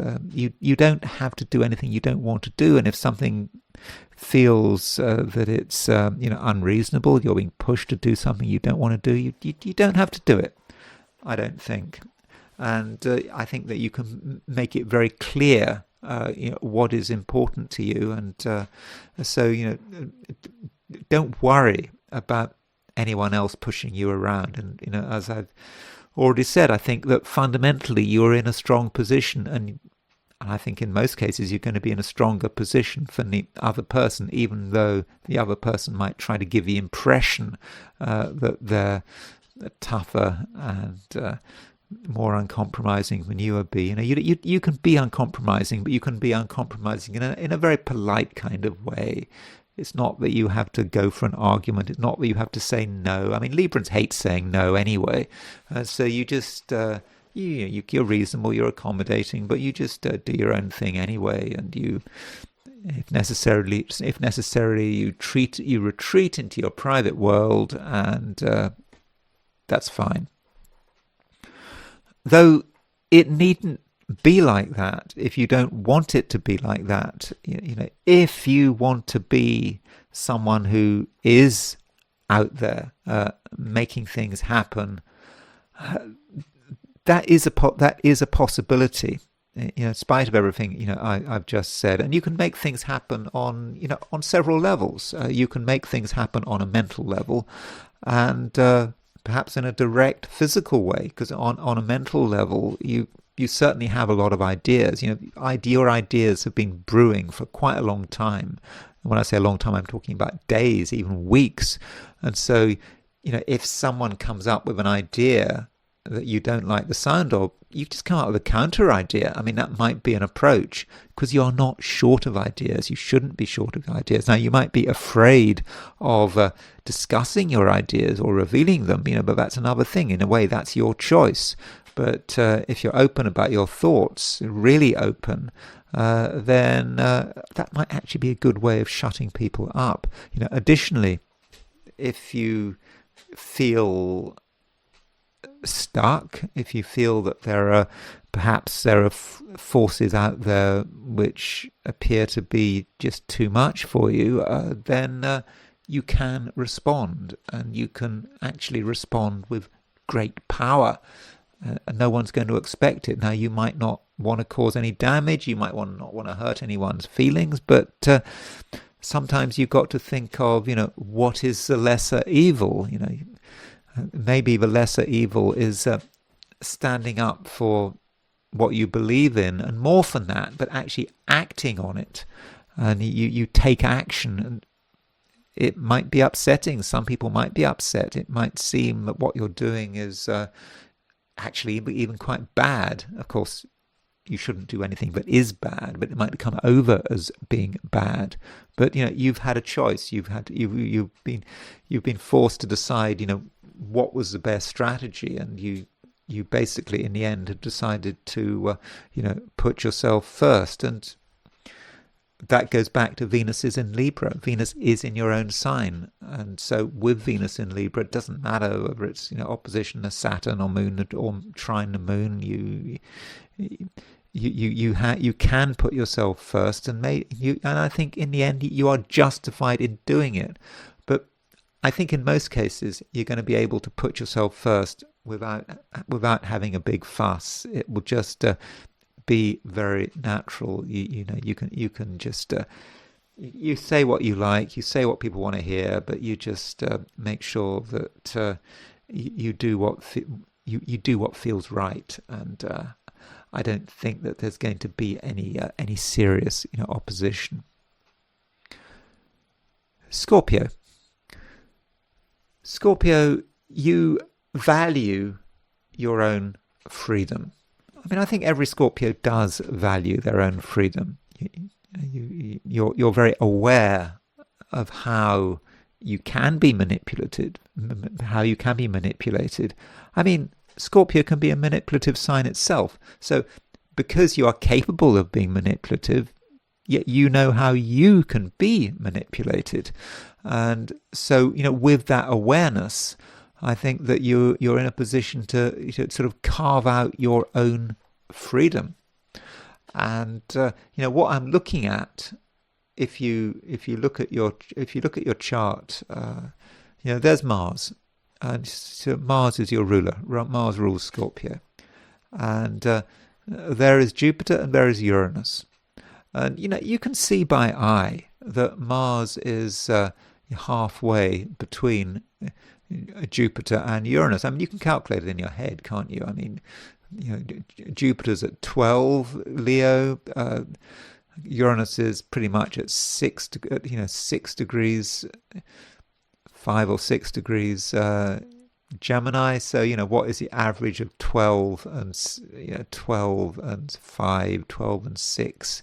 Well, it's approximately 8 or something like that. I mean, whatever. You can do the math, but you can see that Mars is halfway between Jupiter and Uranus. So with with Mars on a Jupiter-Uranus midpoint, that is about freedom. That's what this aspect is about. It's about you potentially breaking free. So if there's anything that has been holding you up, then now might be the real time to really make your position clear. You may not even have to make your position clear. It may be something that's been in your way suddenly just becomes just so much weaker. Those things that have perhaps been appearing to chain you, restrict you. You look at those chains and you now realize that they're not made of steel. They're just made of wood. There may be, they're just made of things that you can just break. They're just easy to break. You can just escape. And so there could be just this feeling, Scorpio, of just being unchained and doing what you want to do. And you perhaps might have felt that there was a lot of obligation around, that you couldn't do things because there were expectations and you didn't want to upset anyone, and there you had particular loyalties and so forth. And now you do have a chance to really move forward on your own terms. Now, that doesn't necessarily mean you have to do anything hugely dramatic and disruptive. It may be just a sense of your own perceptions. So, you might have seen the people around you, perhaps your family or employers or those kind of people that you owed some sense of obligation. You might have seen them as being a problem, and then with Mars on the Jupiter-Uranus midpoint, you suddenly flip and you just see the situation in a new way, and you realize that there's nothing holding you back at all. That you really do have space. And of course, Mars is in Cancer now, and it's been in Cancer for some time. And Mars in Cancer, from a Scorpio perspective, is about freedom. It's about moving beyond, the sort of the bounds of your everyday life, and being able to see, what is beyond it all. There is a world beyond it all, and you certainly don't have to be tied to anything. And so I think that there is something happening which I think is really good. And there's no reason to feel heavily obligated, and not at all. But there is, of course, an active side to the whole thing. If you have decided that you really want to be free, that freedom is something that is really worth pursuing. Okay, in the end, that might mean that there could be a confrontation. I mean, the sun has moved into Virgo. The sun is moving towards a square of Uranus. And, with the sun moving towards a square of Uranus, you might be thinking about, what your priorities are. And perhaps you've liberated your mind. And now that you've liberated your mind, you're starting to rethink your priorities. And it just could be, over the next week, in the run-up to the full moon eclipse, you're starting to realize that some things you don't need, some people just are not being particularly helpful, and you can see that some kind of break from the past might actually be worth the effort. Yeah, it might be disruptive, but that's one way of looking at it. I mean, when you're dealing with Scorpio, the concept of transformation, should not be dismissed. And if you want real transformation, that might be about disruption. There might be just a sudden break in something that you thought had been with you for a long, long time, and you decided you just don't need it anymore. And so, Scorpio, I do think that things are looking quite good, and it's certainly not a time to be going on a guilt trip.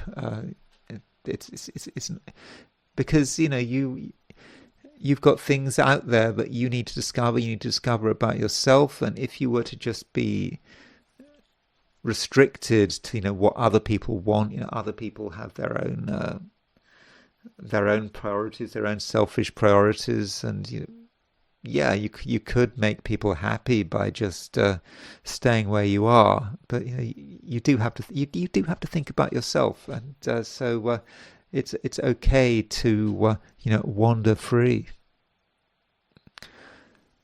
Sagittarius. Sun is now well and truly in Virgo. Of course, I mean, the Sun did move into Virgo over the weekend, and now it's very much there. And of course, it's Monday, beginning of a new week, certainly beginning of a new sort of working week, and so it might be particularly obvious that the Sun has moved into Virgo. And the thing about the Sun moving into Virgo is that the Sun is moving into an Earth sign, and I think that Earth is what you need. You can have lots of ideas. You can be a dynamic Sagittarian, moving from place to place, idea to idea, doing one thing, another thing, and so forth. But where is it all going? And when the Sun moves into Virgo, that question is answered. It is going in a particular direction, and if it's going in a particular direction, you kind of know what steps are required, and they are logical steps. They're also material steps, dealing with the material world in a logical and consistent way. And there may be certain details that need to be dealt with, and you can see the path ahead, and you could argue that the fog is now clearing. And in the process, when you decide where you want to go, you might find that there is a bit of resistance, because the Sun, as it moves through Virgo, is moving towards a square of Uranus. And this square between the Sun and Uranus becomes exact at the end of a week, at the same time as the full moon eclipse. So we've got full moon eclipse in Pisces. There's a lot to be said about that full moon eclipse, but as far as the build up to the full moon eclipse is concerned, it's perhaps about you recognizing what can be disruptive, and certain things can be disruptive without any benefit.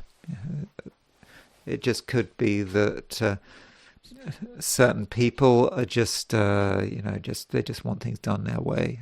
They're just being very willful, and it might feel as if they're holding you back, and there's really no reason to be held back at the moment. You're really able, Sagittarius, to look after yourself, and that's sort of particularly on a verbal level. So if something is happening which isn't to your liking, the things you say can actually make a big difference. And of course, being a Sagittarian, you're known for being very clear in terms of how you communicate. You're good at plain speaking, and so if you want to speak in a clear and decisive way, now would be sort of a great time to do it. I think that you will be able to make your position very clear, and I think you'll be helped by the fact that you'll have kind of an element of surprise. You say something to someone that they weren't expecting, and how do they respond? They probably don't know how to respond. And by having that element of surprise, perhaps even by escalating a little. So, escalation means perhaps in terms of what you say, skipping some steps. If you look at things from a sort of a military perspective, talking about the steps towards nuclear war, you have an escalation ladder, don't you? What was his name? Khan, in the 1960s, he talked about nuclear deterrence and so forth, and you have a logical step as one side escalates and the other side escalates. But maybe in terms of escalation, verbal escalation, you can just skip a few rungs in the ladder. You can just sort of escalate to an unexpected level verbally, and through that escalation, you have the advantage, if need be. I mean, it may be unnecessary, but I think that through your words, you can really set the agenda. So, if you're not happy about something, or you feel that you really want to push a point, then Sagittarius, that is, I think, something that you will very much be able to do. And part of your style, perhaps, is to really show a knowledge of the details. Sun is in Virgo, and you can demonstrate that your knowledge is perhaps superior to other people's knowledge, and at the same time you can just fit the facts together very well to support your argument. So Sagittarius, it looks like being quite a dynamic day when there shouldn't be any resistance, and I think that you have a clear idea about what you want to do, and so I'd probably suggest that you make the most of it, and do stand up for your own beliefs. That does matter. Capricorn, some things just have to be done. There isn't a choice, and sometimes when you take a particular action, other people are going to be unhappy. Perhaps they'll feel that you've behaved unreasonably, or perhaps selfishly. But, can you do anything about it? And, I do think that this may be reflected in the astrology. So, today the moon is moving through Capricorn. It's still moving through Capricorn. So, over the weekend, the moon went into your sign, and now it's moving through sort of late Capricorn. Well, it kind of depends on your time zone, but it did or is making square aspects to Venus and Saturn, and of course there is a Venus-Saturn opposition. So looking at the chart, there it is. You got Venus in Libra. Venus very well placed in Libra. Venus still opposition Saturn. Saturn is, of course, your ruler in Aries. And the moon is in Capricorn, forming a T-square. Now, this T-square may have been particularly strong at the beginning of the day, or, if you're in Australia or New Zealand, it could really sort of dominate the day in quite a serious way. But, wherever you are, there is a sort of a T-square feel to the day. With Moon, Venus and Saturn, they're all in sort of cardinal signs, and it might have been a sort of a theoretical situation over the weekend, but maybe now it's Monday, now that we know that we've got the reality of the sun being in Virgo, the sun being an earth sign. It's not about anything we're just talking about, theorizing about. It is real. And the answer to this Venus opposition Saturn, is the moon. I mean, because it's a T-square. So, I mean, in terms of the opposition between Venus and Saturn, Venus is a planet which should be helping you out in quite a big way. I think Venus moving through Venus moving through Libra, moving through its own sign, I think that has helped you really project yourself, has allowed you to be clear about what you want, and I think it's provided you with a certain amount of charisma and attractiveness that has really helped you bring things together. But this opposition to Saturn, you're just not entirely happy about it. You have your doubts. Is it worth it? It might be that you've been struggling to do something. You might have been successful. You might not have been successful, but it was still a lot of effort. And so you just have these doubts.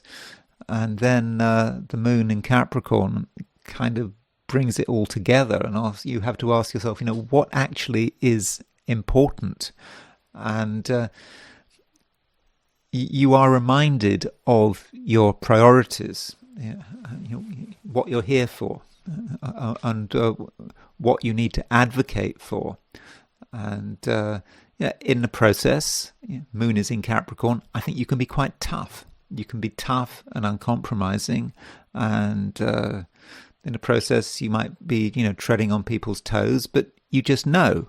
You know what matters. And, the moon is making a square to Saturn. And moon square Saturn can be about you perhaps just being difficult. Perhaps you might not be especially sympathetic. Because, perhaps because you've got to be tough. So this does say a lot about today, and today may be a day when you can't be too nice. I mean, you'd like to be nice. I mean, Venus is in Libra, and in general, Venus in Libra gives off a vibe of pleasantness.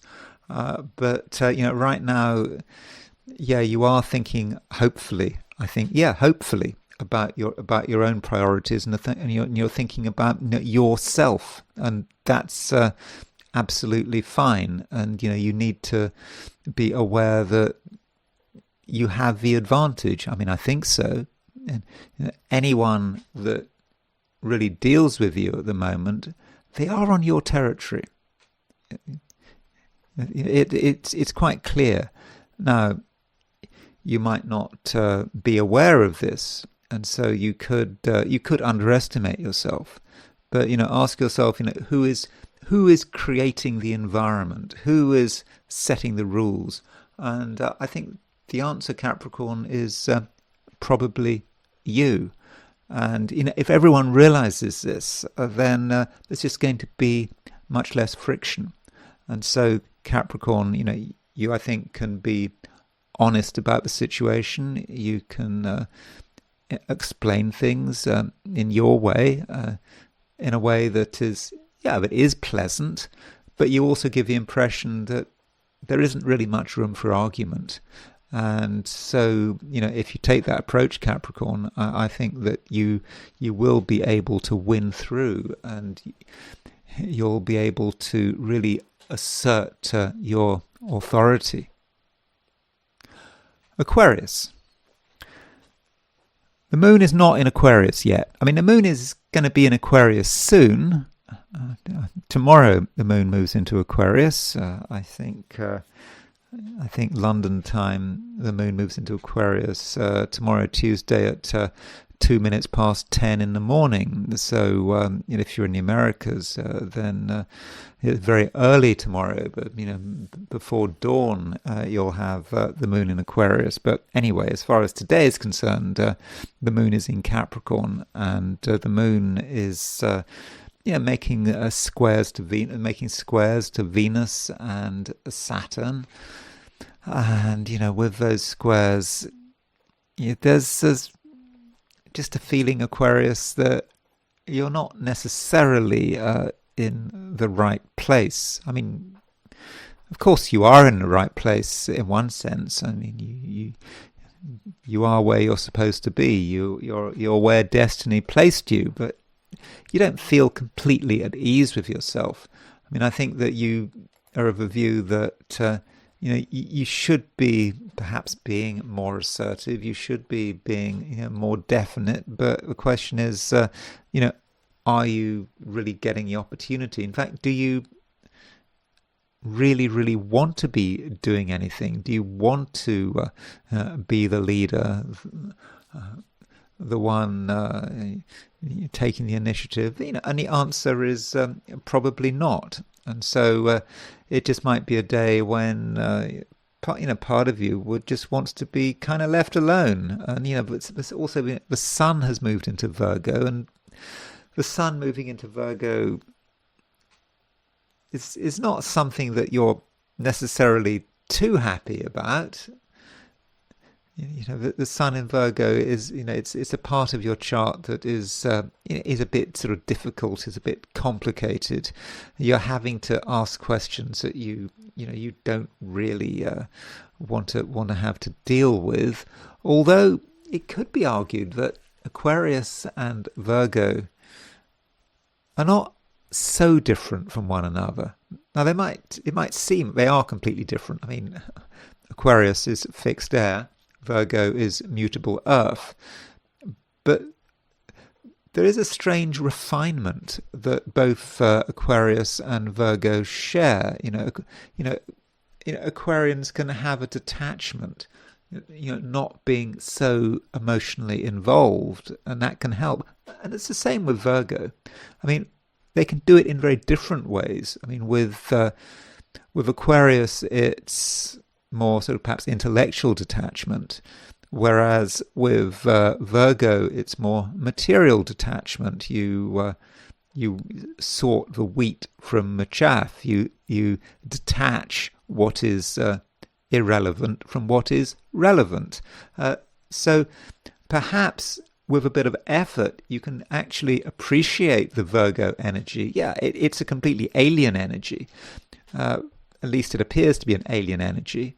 Although you could say that in terms of the 12 signs, we all have the 12 signs within us. We all have a horoscope with the 12 signs. So at some level, the 12 signs are working for all of us. And, with Virgo, perhaps that is about discernment. And, perhaps things have just got a little bit too mixed up. Maybe other people haven't been helpful. They've been perhaps confusing you. And now with the sun moving into Virgo, you can start to make sense of things. And you can also make sense of other people, perhaps other people, through their behavior, through their actions. No speculation about their thoughts. Judge people by their actions, what they do, what they say, and you do that, and then you can make distinctions. Perhaps you can make distinctions about other people, whether other people are just worth the effort, or whether they were just a temporary part of the scenery, and things have moved on. But there's no need, Aquarius, to make any big decisions at the moment. I mean, things are still a bit up in the air. You're still getting used to the sun in Virgo, and I don't think it will be until tomorrow, when the moon moves into Aquarius, that you'll be really in the mood for doing anything definite. So maybe it's just a question of not feeling any pressure. I think it's a good day for perhaps having some low-key discussions. I think your ability to communicate is going to be pretty good. I think that people will understand you. You can make an effort to look at things from another person's particular perspective. You're not going to do things their way, but you can at least try to understand, what they're saying, why they're saying it. You might understand, their motivations. But it's all quite low key, and I do. Yeah, as I said, I think the real action takes place or starts taking place tomorrow, which is Tuesday. Pisces. Right now, Pisces, you are feeling you're feeling okay. I think that you're feeling relatively sociable. I think in any sort of social setting, I think you'll do reasonably well. But I don't think that you can expect huge things to be going on. It may even be the case that even though it's a Monday, you feel that the main action was, actually yesterday, and that today, Monday, is almost like finishing something off, at least in a conceptual level. Perhaps you'd had some thoughts and some realizations, and so you're starting to integrate them, and there's nothing new that is being developed today. So perhaps you can just sort of continue the kind of thoughts that you had, over the weekend. And at the same time, the sun is now in Virgo, and that's how the week starts. And the sun is making a square to Uranus, and that might be something to think about, because this sun square Uranus becomes closer and closer as the week progresses, and of course it culminates in a partial eclipse of the moon, and this partial eclipse of the moon is at 4 or 5 degrees Pisces. You can see it in the chart. There's the moon in Capricorn. There is the sun in Virgo. So the moon is starting to swing round, and when it gets into early Pisces, there's your eclipse. And so as you feel the sun moving towards this square of Uranus, you're starting to get the eclipse energies, almost a week before it happens. I think it's Friday, 4 days maybe before it happens, because the eclipse is on Friday. And that may say something about other people, may be about how other people are behaving. I mean, on Friday, that's when it's all when it really all happens. Now today, Monday, it might seem a bit more subtle, but you can start to see perhaps changes in other people's behavior. It might be subtle changes, but it is a change, and I think the change will accelerate as the week progresses. And so the question is, what is your role in it all? Is it about other people changing and other people stirring you up or aggravating you? Or maybe it has more to do with what you are doing.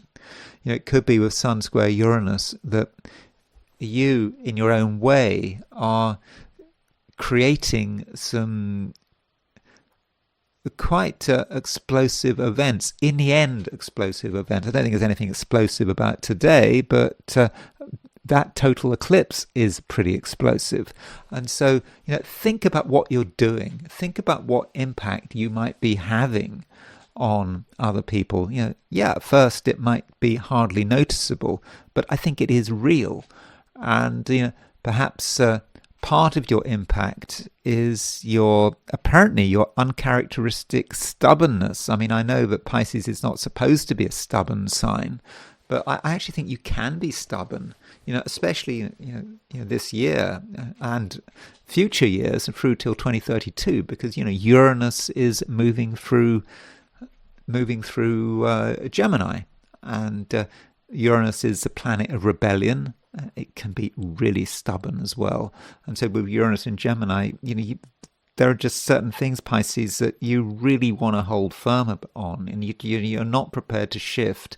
But at the same time, you can be stubborn, but you can also be quite changeable. You want to hold on to something, but there's also a process of change, and you're starting to redefine what is important to you, what matters. You're redefining your foundations. I mean, these are all themes that could actually become quite important at the end of a week with this eclipse, and it's just starting to develop. So don't think that it's the world acting on you. In many respects, it might be you acting on the world. So I think that it's important that you have a great sense of agency, and think about the impact of what you say. Pisces, you might say something that you think is harmless, at least at a conscious level, and it might really cause real waves. You hadn't really thought about it, but at an emotional level, at an unconscious level, you of course knew what you were doing. If you have a view that things are determined, psychological determination, there's no such thing as a coincidence, no such thing as an accident. It all happens because you want it to happen at an unconscious level. So so do be careful what you say, but if you want something to change, if you want people to think, if you want people to sit up and listen, then your carefully crafted words could make a huge difference. And those are my forecasts for the 12 signs. And now it's time to turn to the I Ching. So I asked the question, what is Monday going to be like for those watching the I Ching section of this video? And the first hexagram I got was hexagram number 16, which is enthusiasm. So this hexagram, on the face of it, looks quite good. It's good to be enthusiastic, isn't it? We don't want to be negative. We want to think about possibilities, and we also want to think that everything is fine, and there's every reason to be enthusiastic. And if we look at the structure of this hexagram, because every hexagram has two parts, a top and a bottom. The top trigram, the bottom trigram. So the top trigram here represents thunder, and the bottom trigram sort of represents the receptive. You see the bottom trigram, all the lines are broken, and so enthusiasm, perhaps there's us, perhaps at a fundamental level, we are quite receptive. If something happens, we can respond to it. And then the top trigram, there is that enthusiasm, the thunder, and so we think, yeah, it can really happen, and it's all looking good. But there's a problem here, because this hexagram enthusiasm can be really over-optimistic. And it can be complacent. We think that everything is fine. We've got nothing to worry about. The future looks good. And we can almost, not go back to sleep because it is enthusiasm, but we can just move forward, just having that confidence that fundamentally, everything is going to be okay. And you could argue that approach is fundamentally deluded. And what we have here is the fifth line moving. So this fifth line moving, it's rather pessimistic on the surface, and it says you're ill, but you're not dead. I mean, really, it's like that. And it's talking about an illness that it's not the kind of illness that's going to kill you. It's almost suggesting that because you're sick, you're not going to die. So that sounds at first like a complete contradiction. And what it's saying really is that the sickness is just a fundamental discomfort. And it's a discomfort that is absolutely not going away. And because we have this discomfort, we cannot enjoy the hexagram, because it should be a fun hexagram. After all, it is enthusiasm, but the discomfort is just making us, we are worried. We are thinking about the future. We're thinking maybe that things are not going to work out, and this worry is perhaps preventing us from doing anything stupid, because fundamentally this hexagram enthusiasm is operating in a very, very dangerous world. Arguably, we should not be enthusiastic at all, because there may be bad things happening on the horizon, and here's us just thinking this is great, and it's not great at all. I mean, it's good to be positive, it's good to have a plan, but there just seems to be this just general lack of reality. Although, of course, today the sun moves into Virgo, and maybe that's part of it. If it wasn't for the sun moving into Virgo, yeah, the party can go on, we can have all sorts of plans, but with the sun moving into Virgo, we see what can go wrong, and it is that worry that's preventing us from making a serious mistake. So that explains why one's chronic sickness is actually keeping us alive. And so it's just important to be open about what could go wrong. And if you feel worried about something, if you feel worried about what could go wrong, yeah, you might not be happy about it, but you should be pleased that you have these worries, because in a way these worries are protective.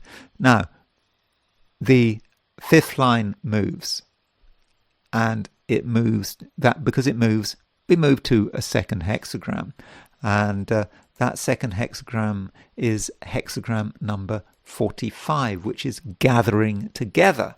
So this gives an idea, the idea of people, obviously coming together, or it could be about bringing things together. So you could look at this hexagram in a sociable sense, about friends, colleagues, other people, perhaps coming together in some kind of supportive alliance, because there is an awareness here that there is some kind of threat, and so one can actually do something to deal with that threat rather than get caught up in all the complacency of enthusiasm. So that is one way it can be seen. Another way is we can bring together our resources. So we can see the stages. We maybe start being enthusiastic, we're feeling good, then we have our doubts, then we have our real doubts. These doubts are so bad that we maybe just feel a bit sick and queasy. I mean, not literally, but that almost physical response is protective, as I've already suggested. And then we think, well, what are we going to do about it? Well, we bring our resources together. They might be human resources. They might be, everything we've got, because we have recognized that the current situation is problematic. And so we do that. And in the end, this threat, which is a real threat, it doesn't materialize. And so this is an example of the I Ching. It's not telling you that bad things will happen. It's saying that there is a way through. And if we're honest about the situation, if we are worried, and in this situation it is good to be worried, then we take the necessary steps, and in the end, we will find that things do resolve, and that we do have the resources to get through to the other side. And that's it. Thank you very much for watching this video. If you enjoyed this video, I would be very grateful if you were to like it. If you're not subscribed, I'd be super grateful if you were to subscribe. If you want to buy me a coffee, there's a link in the description. If you want to become a member of the channel, that's certainly a possibility. Membership of the channel, it's just a single tier for $4.99 plus maybe local taxes and platform fees, so maybe a bit more than $4.99, and for that you do get an extra video once per week. Last week I did a video on the hypothetical planets. This week I'm about to do a video on the sun moon midpoint. But if you don't want to become a member, that's fine. As always, I do my daily content for free, my weekly preview for free, so I'm not taking anything away by setting up the membership channel. And yeah, so that's about it. So thanks again for listening, and I will talk to you again very soon.